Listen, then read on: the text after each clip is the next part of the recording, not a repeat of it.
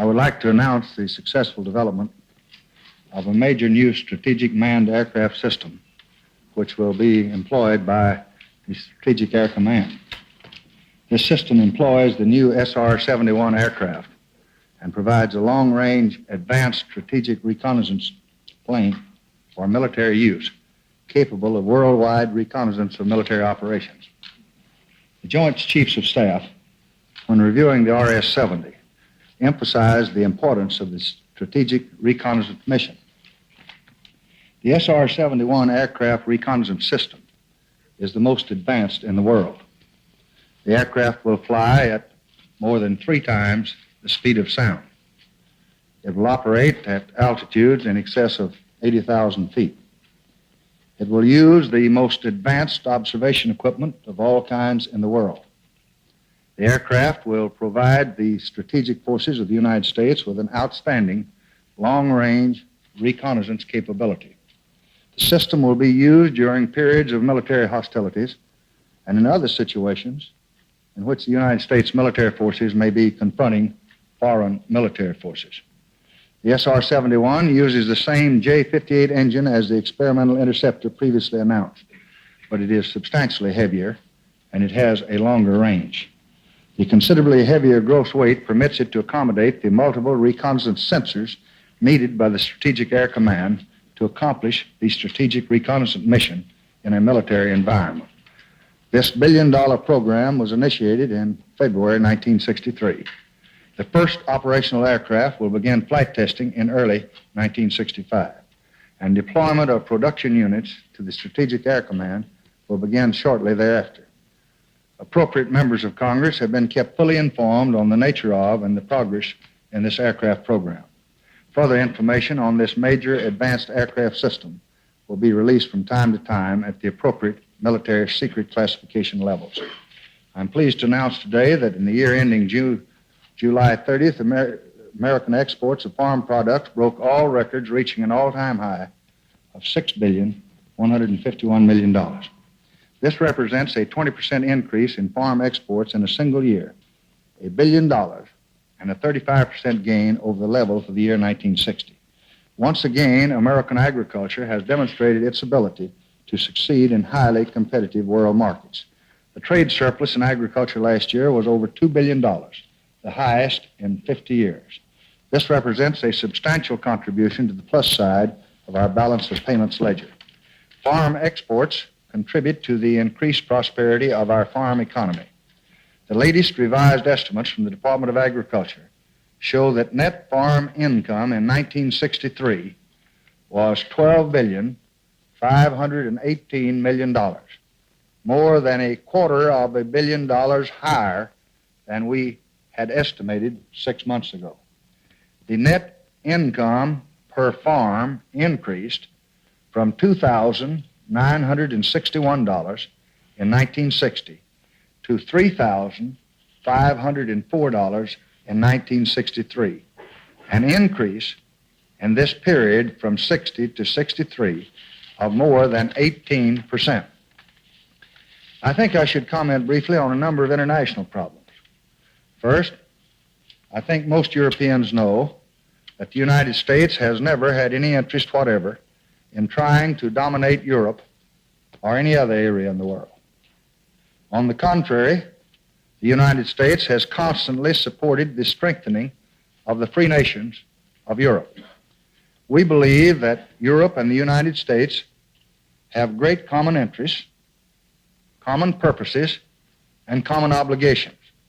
So we have never supposed that any European country would need to choose between its ties to the United States and its ties to Europe.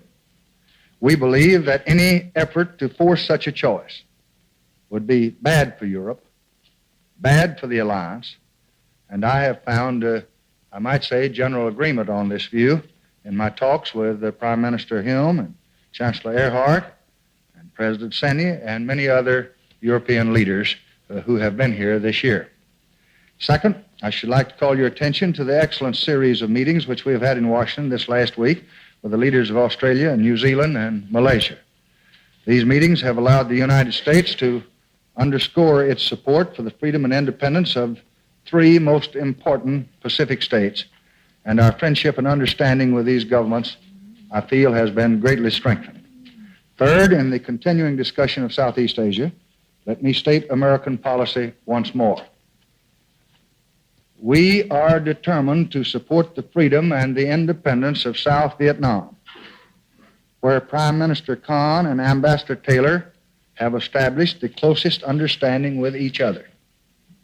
They are in continual consultation, and the policies of the two nations are the same, namely, to increase the effectiveness of the whole program in that country, political, social, economic, and military. It is true that there is danger and provocation from the North, and such provocation could force a response.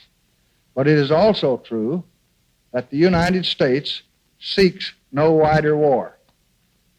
Other friends suggest that this problem must be moved to a conference table. And indeed, if others would keep the solemn agreements already signed at a conference table, there would be no problem in South Vietnam. If those who practice terror and ambush and murder will simply honor their existing agreements, there can easily be peace in Southeast Asia immediately. But we do not believe in a conference call to ratify terror, so our policy is unchanged. For 10 years, and in 3 different administrations, the United States has been committed to the freedom and the independence of South Vietnam, helping others to help themselves. In those 10 years, we have taken whatever actions were necessary, sending men and supplies for different specific purposes at different times. We shall stick to that policy, and we shall continue our effort to make it even more effective. We shall do the same in our support for the legitimate government of Laos. Fourth, this week I have conferred with the foreign ministers of this hemisphere at the White House, and our eyes turn to Latin America. Down in Mexico, there has been a highly successful meeting of the Inter-American Committee on the Alliance for Progress. The foreign ministers are working here to meet a challenge to our peace and freedom. That meeting is still in session. So I must announce to you that I shall confine myself to the hope that in the spirit of the hemisphere, a sound and, I believe, an effective answer will be found. These 4 problems are not the only ones that we have to deal with in the world today. There are many, many others, such as dangers in Cyprus and disturbance in the Congo and difficulty in the Kennedy Round. But we still work for peace in Cyprus and the Congo and for progress in the Kennedy Round. We are a steadfast people in the United States, and in the larger sense, the world is less danger, and we are stronger than we were 4 years ago. So our work for peace must go on and will go on with success, I believe. I understand that we have with us today a group of journalists from Latin America who are here to cover the meeting of the foreign ministers. I would want to extend to them a very cordial welcome, and now I'm ready to answer any questions you may have.